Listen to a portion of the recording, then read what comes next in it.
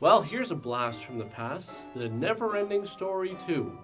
Of course, to review the NeverEnding Story 2, I'm going to quickly go over the NeverEnding Story 1, and then the next review I'll do will be on the NeverEnding Story 3, a movie that I had no clue even existed until a fan requested that I do this series. So, the NeverEnding Story is based off the first half of the novel, The NeverEnding Story, the author of which hated this movie so much that he actually demanded they stop production and change the title of the movie. Now, I was curious, so I actually went ahead and read the book just to see what the movies had left out, and I gotta say that the book is so long. It's like 450 pages, I think, around there, give or take. Not like it really matters at that point. But when you're adapting something that long into two 90-minute movies, you're bound to leave some stuff out. What I wasn't expecting was just how much the second movie deviates from the second half of the novel. Now, the NeverEnding Story, for those who haven't read it, is about a young boy named Bastian who is obviously still coping with the death of his mother. After being chased by some bullies on his way to school, he hides inside of a bookstore and borrows a book called The NeverEnding Story. When he gets to school, he sees that he is late for a math test, so he goes and hides in the school attic and begins reading the book, because that's how you make failure disappear. Don't conquer it, just hide from it. If you can't see it, it doesn't exist, never happened. I'm sure the Atlanta Falcons, after that game, the whole time just, nope, never happened. I don't know what you're talking about. Tom who? I'm just kidding. I don't even have a dog in the fight. I'm not even really a fan of football. I just thought the game was great entertainment. So the NeverEnding Story is about a fantasy land called Fantasia that's being destroyed by the nothing. It's kind of like a big storm that just turns things into nothing. Fantasia is ruled by the childlike empress who has fallen ill, so they send a young warrior named Atreyu to find a cure. Turns out the only way to save the childlike empress and Fantasia is for Bastian to use his imagination and give her a new name. The movie features some interesting characters. I also thought the child acting was pretty good too, and considering when it was made, I thought the effects were pretty good as well. One of the differences I noticed reading the book was just how many more characters there were, and also the names they gave the characters. So, for example, in the movie, this is Rockbiter.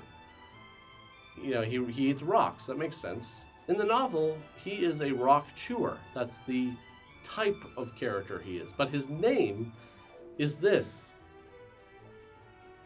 So yeah, have fun with that. It's actually pronounced Bjorn Kraksark. I had to look that up. Now, prior to doing this review, I hadn't watched this movie since I was a kid, and watching it now, I've realized that this is actually a really sad story. Not that that's necessarily a bad thing. Because when you boil it down, this is a movie about a boy using his imagination to cope with the death of his mother and come to terms with his own mortality. Impending doom is everywhere in this movie. Aside from it being quite literally a giant storm cloud, you have Gamork hunting Atreyu on his journey, the dying empress. All mixed in with that, you have characters that are apathetic to the whole situation. There's a terrible nothing sweeping over the land. Don't you care about that? We don't even care. Whether or not we care. Or have just given into despair completely. Listen, the nothing will be here any minute. I will just sit here and let it take me away too. I mean, if you thought this scene, where Artax just gives into his sadness and lets himself die, was depressing, you should check out the book. In the book, he's actually talking to Atreyu and tells him he wants to die. Here, this is just a small part of it. I can't make it. Go on alone. Don't bother about me. I can't stand the sadness anymore. I want to die. Like, holy crap, eh? But while some might feel that these themes may be a little heavy for a kid's movie, that doesn't make them any less real, because at some point, when you're a kid, whether you like it or not, you're going to experience grief. If it wasn't the loss of a family member, chances are most of us had to deal with the death of a pet at some point. The bright side is, there's just no way it's going to be this tragic. I'm 99.9% certain that house pet suicide is not actually a thing. Like, you're not walking into your room one day and finding your hamster lying dead in the water dish. with a little mini toaster in there, okay? It's just not gonna happen. By the way, at the end of the movie, when Bastian names the Empress Moonchild, I always thought that was kind of weird, and I did some searching online. Apparently some people said, well, he named her after his mother, which, okay, your mom's named Moonchild, that's fine. Someone was obviously into psychedelics. But honestly, I don't remember any mention of her name in the movie or in the book, so, you know, I guess at the same time, the scene probably would have been a lot less dramatic if her name was something a little bit more normal. Bastian! Please! Save us! All right! I'll do it! I'll save you!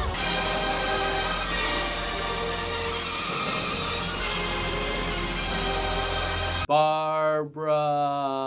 Now I have to say, I do think the movie feels a bit rushed, but then again, the book is so long that even though you're just adapting half of it, it's so much ground to cover. But again, it's really only half of the story, so I'm sure the sequel will right any of the wrongs here, right? Wrong. So here we are, the NeverEnding Story 2. And if the author of the book was so disgusted by the first movie and felt they had changed the whole sense of the story, I can only imagine what he thought of this. Now, I always thought this movie was kind of lame, but it wasn't until I read the novel that I realized just how stupid this thing really is. The second half of the book gets much more philosophical. It goes much deeper with themes of existentialism, and honestly, it makes for quite a thought-provoking story. So it really sucks that the movie kind of misses all of this and really decides to go its own way in order to tell a story that pretty much comes really close to falling flat on its face. I'm not going to say it's just, you know, it's completely horrible, but it's teetering, especially when you've read the book and you realize, you know, what the book is really about at the end. The whole, you know, sense of, you know, the whole idea of self-identity and all this stuff. And then the movie really doesn't flesh any of these things out, and that's a shame. I understand it's a kids movie, whatever, you know. You know what it reminds me of? Okay, I'm gonna tell you a little bit of a story here. So when I was in the 5th grade, we would spend, it was like an hour a week, or it might have been an hour a day, just like reading. And you got to read whatever you wanted. And at one point, the teacher wanted everybody to, one by one, you know, get up in front of the class and do a little presentation on what you were reading. So what you liked about it, what you didn't like about it, what it was about. And it just so happens that he called my name first. I don't remember the situation exactly. Either I had a book and I just didn't like it, and I stopped reading it, or I forgot the book. The only book that I had, the only book was the newest Goosebumps book, and it was in my desk. So I just read the synopsis, like the little synopsis on the back of the book. I looked at the cover, I went up in front of the class, and I just made it up. Like 3 to 5 minutes. It was the first time I've done it. It was like 10 years old, and I winged it. I bullshitted the whole thing. Something just clicked in my mind, and I was so confident that I could go up there and just serve up 100% all bullshit patties, special sauce, lettuce, cheese, onion, pickles on a sesame seed bun. And it worked. And that's what this movie's like. It's like they knew certain things from that were in the book in the second half of the novel. They're like, yeah, there's a story there. The only difference is that this movie got bad reviews, and I got full marks on my presentation. I'll never forget that. I was in complete disbelief when I got my mark back. I was like, wow, this actually worked. It was like an explosion in my brain. Like, holy shit, this is like discovering some kind of a new evil superpower. I could lie, and an adult believed it. So let's get started with, of course, a look at the poster. I love this part of the show. Now, it's funny that the poster is so bright and colorful because the movie is pretty much the complete opposite. This poster is much more accurate in that sense. But look, okay, in the original movie, there's a few shots where Falkor looked kind of like a giant sock puppet, but in this, they don't even give him limbs. It's like a giant snake with a dog's head and very creepy human eyes. Now, this movie came out 6 years after the first one. The delay, I believe, had something to do with the fact that the author was suing the production company because he hated the first movie so much. and then he lost the lawsuit. So there's obviously some problems that come with this, like the younger audience is now 6 years older, they might not be interested anymore. And the cast from the original is now 6 years older as well, so you got to recast them. Apparently they auditioned over 600 kids, and this is what they came up with. Now, okay, I'm not expecting you to find kids that look exactly the same as the original cast, but can you at least try a bit? Atreyu looks close, but with the childlike Empress, could you at least style the hair the same? It's not like she has any real performance to give in this thing anyways. They probably could have gotten a mannequin to play this part. So let's take a look at what has returned from the original film. Okay, so you got Thomas Hill. He played Carl Coriander. That seems to be it casting-wise. You have a couple of the same puppets from the original, but the voices have changed. And the kitchen. That's the same as well. Wow, what a list. Holy crap, I can't believe they managed to bring back the kitchen. So the movie starts... Oh, yeah. Well, dressing is common courtesy, Bastion. I mean, something you ought to learn, by the way. Look at that old rag you're wearing. He dissed him up good. Mom made it. I love the reaction here. Just, Mom made it. Like, really? When? During the War of 1812? Look at this thing. I've seen sweaters at the Hockey Hall of Fame that are like 100 years old, and they look mint in comparison. Seriously, it looks like someone tried to knit a halter top out of yarn and then gave it to a family of raccoons to nest in. So Bastion goes back into Coriander's bookstore once again and borrows the NeverEnding Story. Let me borrow it, please. No, Bastion!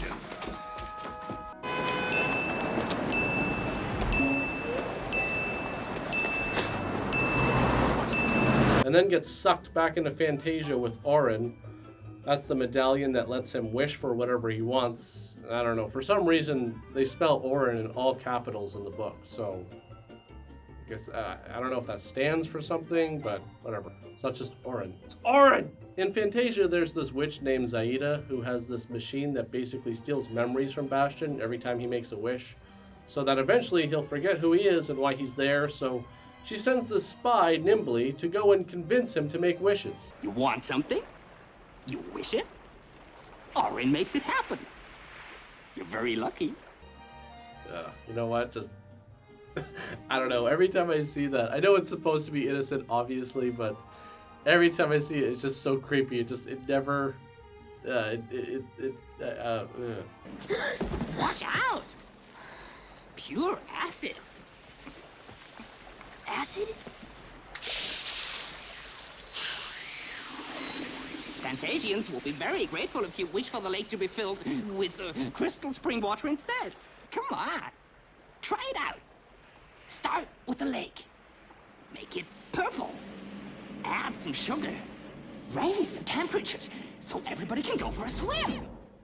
I don't know. I'm sure there's a reason for the acid. Maybe it keeps everything nice and shiny. Okay, here's one of my main issues with this. And this is something that I actually learned a long time ago when I was doing improv of all things.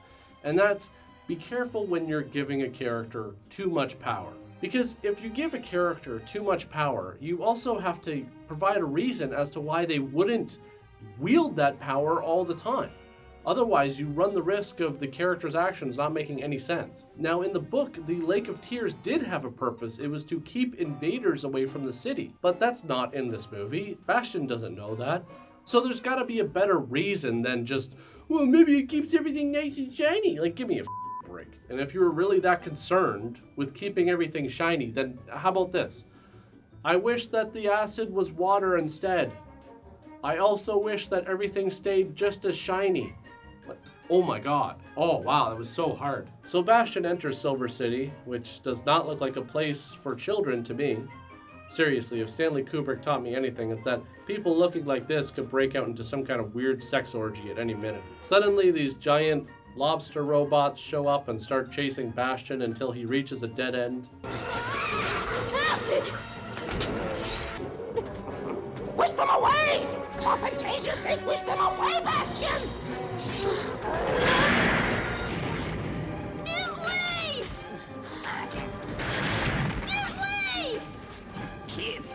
Just wish! I think I've said this in other videos before, but this is yet just another perfect example as to, why where the story takes place, what time, what planet, all that doesn't matter so much as the actions of the characters being realistic. That's what has to make sense. And none of this makes sense. Bastion keeps calling to Nimbly to save him, and Nimbly keeps telling Bastion to make a wish to save himself. And the kid just won't do it. There is absolutely no reason not to. The only reason that he shouldn't make a wish is that it would cause him to lose a memory, but Bastion doesn't even know that. You know what? I think I'm gonna break this down to really make my point here, just because I want to. Just because it's fun. Do you remember near the beginning of the first Matrix when Neo's in his office and Morpheus calls him on the phone and tries to help him get away from the agents? At one point, Morpheus tells him that he's going to have to scale along the outside of the building and take a scaffold to the roof to escape. And what does Neo do? He says that this whole thing is crazy and ultimately decides that he can't do it. He's not privy to what is actually going to happen to him if he gets caught by the agents. The risk assessment makes complete sense. Based off his knowledge of the situation, in order to escape, he risks falling off the building and dying. Failure to do this will ultimately lead him into the agent's custody and not death. Applying the same rational thought process to Bastion makes him look like a complete moron. Based off his knowledge of the situation, in attempting to make a wish in order to escape, Bastion risks nothing. Not a single goddamn thing. There's no dice to be rolled, no chips to push forward, it's zero risk. Failure to escape, however, will result in death. And for whatever reason, Nimbly screams, "Just wish," and then throws him a rope to escape. Just wait. Eventually, you gotta think that self-preservation is gonna kick in and Bastion will wish for something, unless Nimbly just realized how much of an idiot Bastion is and is just up there like, if I don't save this kid, I think he might be dumb enough to die here. So Bastion gets a message from the Empress saying that she's trapped in her castle by some kind of force, and it's up to Bastion to name the force. What is this force? Only you can name it, Bastion. Name it? I really don't understand why Bastion is so complex by this. He literally just did the same thing for her. Bastion goes out and asks if any of the people in Silver City will come with him on his quest to name the force. I guess Atreyu said Fidelio at the gates and was granted access to the Silver City, which is a good thing because nobody wants to go on this quest. So they decide to go to the castle where the giant robots are coming from. There are no roads. You'll have to fly. But a little wish would go a long way. Nimbly's right.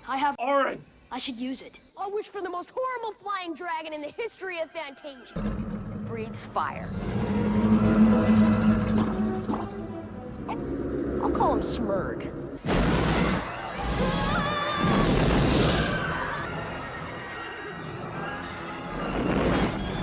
We can't let it loose on Fantasia. Who knows what it might do? Come on. And again, here's where you kind of write yourself into a corner, because since Bastion just basically wished this situation into existence, there is no reason why he can't use a wish to fix it immediately.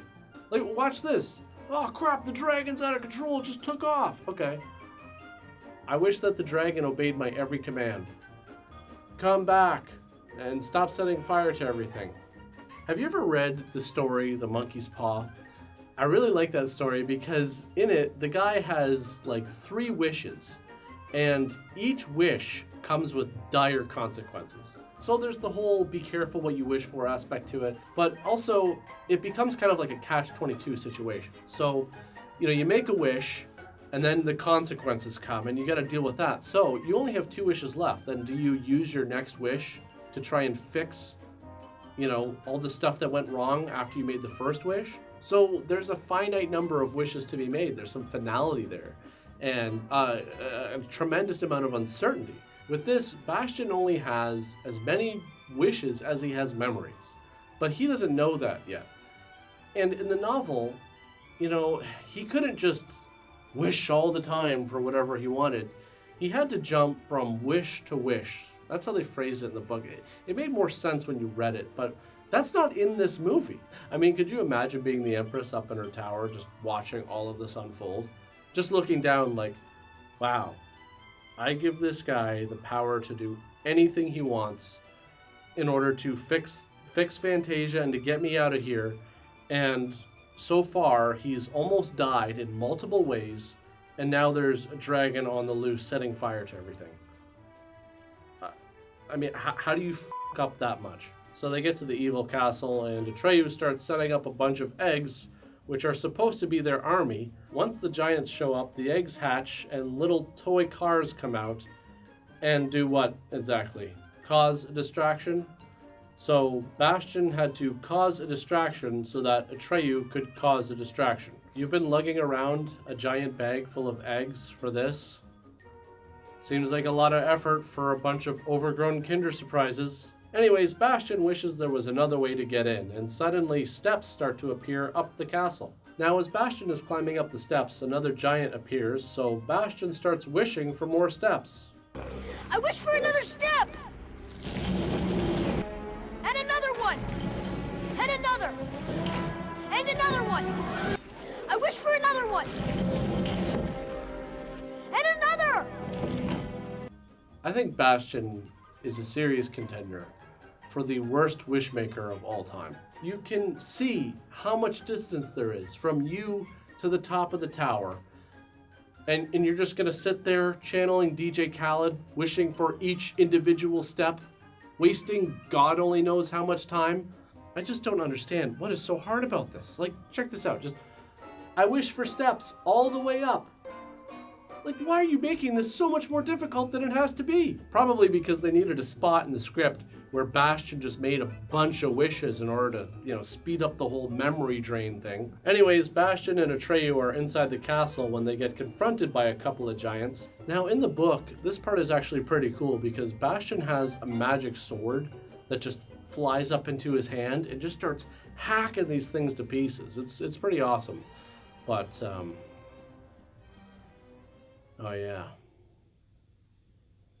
This isn't the book. I wish for a spray can! A spray can! A spray can! Alright. Just hand it over. Seriously, take that thing off your neck, give it to Atreyu, and take a lap. Because this is just ridiculous at this point. For a kid that's supposed to have such a wild imagination, you don't do much thinking, do you? Like, oh, what's next? Oh crap, here comes some more bad guys. Oh, I wish for a basket of bananas. So Bastion demands that Zaida goes with them to the ivory tower to free the Empress, but Falcor refuses to let her ride on his back, and when she asks Bastion to ride with her in her carriage or whatever, Bastion is just so excited for some reason. You know what, dude? You got a thing for older women, I get it, but you got to get better at this risk assessment thing. Zaida starts taking them in circles while getting Bastion to keep making wishes, and Atreyu figures this out. So he tells Falcor, and they decide to stop Bastion from making wishes before he loses all of his memories. But I gotta say, look at this. You can see the ivory tower from here. So if Falcor would just stop being such a stubborn asshole and let her ride on his back, they could just fly over there in what, like 5-10 minutes? So Bastion gets in a fight with Atreyu and, I don't know, throws him off a cliff or some shit. Then he finds out the machine is real and that he only has 2 wishes left. Now, to me, this is a no-brainer. This is an easy fix. You see the machine, you know you got 2 wishes left, all right. So how about this? I wish I had all my memories back. Let's take it a step further. I also wish that the machine suddenly broke into 1,000,000 pieces and could never be fixed. Wouldn't that be the logical thing to wish for? But instead he just takes off after Atreyu and Falcor. Okay, you know what? I get it. You want to win back your friends. That's very noble of you. But I think you gotta lay down some punishment here. I get that it's a kid's movie, okay? I know that. I'm just saying though, if it was me in this situation, man, I would get creative with it. How about this? I wish that randomly, at some point in the next 30 minutes, your heads explode. Gonna be an interesting next half hour, isn't it? Now, I know you're probably thinking, geez, Mark, that's really dark and sinister and evil. You're goddamn right it is. I'm a nice guy, but you gotta stop and take a look at the place you're in, okay? Because you got witches that are trying to steal your memories, people made out of mud, some kind of purple volcano dude. You talk about people being two-faced, this motherfucker got 4. There's some kind of eyes wide shut type shit going on, giant lobster robots, lakes of acid, a giant bird that may or may not be a pedophile. This is a hostile environment. You can't get caught sleeping out here. What, you think this is some kind of game? So someone crosses a line, you explode a few heads. And then what happens? People start talking, word gets out. All of a sudden, people want to be on your good side. You start making friends, invited to parties, maybe drop a few Fidelios here and there, who knows? Anyways, Bastian goes on walking for a while until he finds his friends in what remains of Silver City. By the way, I should mention that his dad is reading the book at this point and working up quite a sweat in the process. So he uses his second to last wish to wish Atreyu back to life, and then Zaida shows up. Go home and leave Fantasia to me. Yes, Aida. I will make my last wish. I wish for you to have a heart. Ha! Gay! And Bastian wishes for her to have a heart, which is kind of nice. So nice that it kills her and her robots and makes everything okay again. Then the childlike mannequin shows up. Bastian gives up Orin! And she tells him to jump off a cliff. I mean, I bet he probably wants to stay, hang out with her for a bit. But I'm going to be honest, I think Atreyu's got that on lockdown. Just look at what he had to go through on his journey compared to yours. Dude went through a hell of a lot, and he had Orin, but he didn't have the power to just wish for whatever he wanted. The guy killed Gamork, and he didn't even flinch during it too. He just walked up to him like, so what's up? Come at me, Gamork. Or are you just gonna be a little bitch? While you faced a bunch of slow-moving hollow robots and figured the best way to fight them was A spray can! So yeah, I'm just saying. I wouldn't blow up her phone, okay? Now, as I mentioned at the beginning, there is another NeverEnding Story, the NeverEnding Story 3, but that's another story and shall be told another time. 2 weeks. Okay, just give me 2 weeks to try and get that one out. Okay, thanks for watching, guys.